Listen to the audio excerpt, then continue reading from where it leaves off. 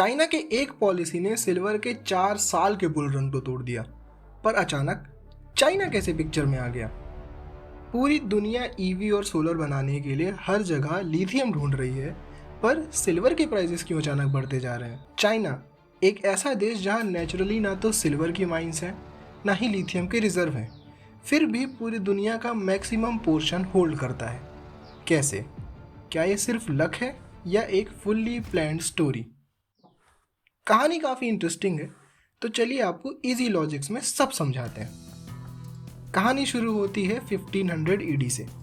China की Ming dynasty policy बनाती है जिसे कहते थे सिंगल वैम्प पॉलिसी, जिसके तहत अब हर किसी को टैक्सेस सिल्वर के फॉर्म में पे करने होंगे। चाइना के पास कोई सिल्वर की माइन नहीं थी, पर उसका कब्जा सिल्क रूट में था, जहां दुनिया भर से ट्रेड होता था। बस फिर क्या, वेस्ट के सारे ट्रेडर्स बोलीविया और मैक्सिको से अपना अपना सिल्वर लेके चाइना आते और सस्ते में रॉ मटेरियल्स खरीदते।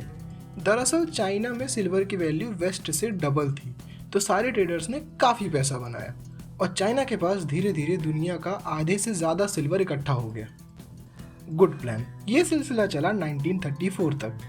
वर्ल्ड वॉर खत्म हो चुका था और ओवर प्रोडक्शन के कारण अमेरिका में ग्रेट डिप्रेशन आ चुका था। डॉलर डिफ्लेट कर गया था। सिचुएशन से निपटने के लिए प्रेसिडेंट रूजवेल्ट ने एक प्लान बनाया, जिसे उनने बोला द न्यू डील, और उसे पास कराने के लिए वो अमेरिकन सेनेट में पहुंचे। उस टाइम पे अमेरिकन सेनेट में यूएसए के माइनर्स का कब्जा था। उन्हें बोला जाता था सिल्वर ब्लॉक।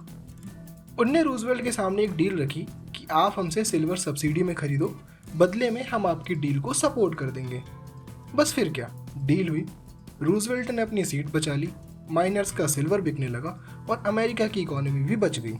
बट एक्सीडेंटली ये डील चाइना के लिए एक साइलेंट न्यूक्लियर बॉम्ब के जैसे थी। वहाँ का सिल्वर इलीगल तस्करी से अमेरिका आने लगा और चाइना का मार्केट क्रैश कर गया। Simply a bad luck. मजबूरी में चाइना को अपनी इकोनॉमी सिल्वर से गोल्ड में शिफ्ट करनी पड़ी और सिल्वर अमेरिका को बेचना पड़ा। 1950 तक अमेरिका ने पूरी दुनिया से अंधा सिल्वर खरीदा और उनके पास दुनिया का हाईएस्ट सिल्वर रिजर्व जमा हो गया। पर एक्चुअली वो सिल्वर उनके लिए यूजलेस था, तो वो अपने सिल्वर को 25 सेंट्स के कॉइन में यूज़ करने लगे। पर उन्हें ये नहीं पता था ये उनके लिए एक बहुत बड़ा ब्लंडर होने वाला था।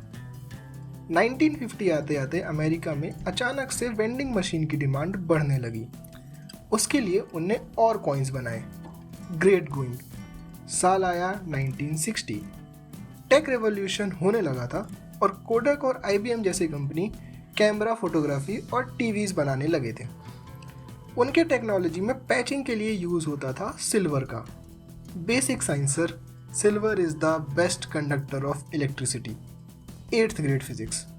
फिर क्या, सिल्वर की डिमांड इतनी बढ़ी कि सिल्वर के प्रोडक्शन से उसका यूज़ ज़्यादा होने लगा। हालात ऐसे हो गए कि 25 सेंट में जो सिल्वर था उसकी वैल्यू 25 सेंट से भी ज़्यादा हो गई, तो लोग सिक्का पिघला के सिल्वर बेचने लगे। मजबूरी में सरकार को कॉइनेज एक्ट पास करना पड़ा और सिल्वर को कॉइन्स से हटाना पड़ा। प्राइस कंट्रोल करने के लिए उन्हें अपना सिल्वर रिजर्व बेचना शुरू करना पड़ा और सेम कंपनीज ने भर भर के सरकार से सिल्वर खरीदा। Biggest mistake. साल आया 1978। अमेरिका का पूरा ध्यान टेक रेवोल्यूशन से पैसे बनाने में था। उसने सिल्वर पर सेल लगा रखी थी। सिल्वर उसके लिए यूजलेस हो चुका था और सिल्वर माइनिंग को वो डर्टी वर्क मानने लगा था। कोइंसिडेंटली इसी दौरान चाइना ने अपनी इकोनॉमी लिबरलाइज करी। लिबरलाइजेशन के दो पहलू, चीप लेबर और वीक एनवायरनमेंट लॉज। इसे याद रखिएगा। अब थोड़ा साइंस समझते हैं। सिल्वर की डायरेक्ट माइन नहीं होती, ये दरअसल एक बाई प्रोडक्ट होता है। इसे निकालने के दो तरीके हैं। हैवी माइनिंग और रिफाइनिंग से जो जिंक, लेड, एल्यूमिनियम जैसे मेटल्स निकलते हैं, उन्हीं के साथ थोड़ा बहुत सिल्वर भी निकलता है। दूसरा, जो आपके पास पहले से सिल्वर है उसे रिसाइकल कर लो। अब कहानी में वापस आते हैं। चाइना अपनी इकोनॉमी लिबरलाइज कर चुका है। पूरी दुनिया की इंडस्ट्री चीप लेबर की तलाश में चाइना पहुंचने लगी है। उन्हें अकोमोडेट करने के लिए चाइना को हैवी जिंक, लेड, एल्यूमिनियम की रिफाइनरी लगानी पड़ी। उसमें उन्हें जो थोड़ा बहुत सिल्वर निकलता उसे वो रखते गए। दूसरी तरफ टेक्नोलॉजी भी एडवांस होती जा रही थी, तो पुरानी टेक ट्रैश बनती जा रही थी। तो वीक एनवायरनमेंट लॉस के कारण वो सारा का सारा ट्रैश भर भर के चाइना जाता, वहाँ से जो भी चीज़ें काम की होती उसे चाइना रखता, साथ में जो थोड़ा बहुत सिल्वर निकलता वो भी चाइना अपने पास स्टोर करके रखता जाता। अमेरिका का दिमाग उस टाइम पे टेक्नोलॉजी से पैसे बनाने में और सुपर पावर बनने में था, तो उसने भी छोटी मोटी चीज़ों में ध्यान नहीं दिया और ये सिलसिला 2002 तक चला। और देखते देखते अमेरिका और बाकी जगह का सारा सिल्वर रोल ओवर होके एक्सीडेंटली चाइना के पास आता रहा। पर इस बार चाइना वाज लाइक कि अब हम वो गुड्डू नहीं रहे जो लिवर लिवर करते थे, अब हमको चाहिए फुल इज्जत, द बिग गेम। ये कोई एक्सीडेंटल नहीं था, ये एक प्रॉपर प्लान था। 1990s में जब दुनिया गल्फ वॉर में लगी हुई थी और दुनिया का तेल निकालने में लगी हुई थी, ओ शिट, ये तो मुहावरा हो गया, खैर, तब चाइना दूर की सोच रहा था। उसे समझ आ गया था कि आगे जाके टाइम सोलर का आने वाला है। आगे बढ़ने से पहले थोड़ा साइंस समझ लेते हैं, वरना आप बोलोगे बाउंसर चला गया।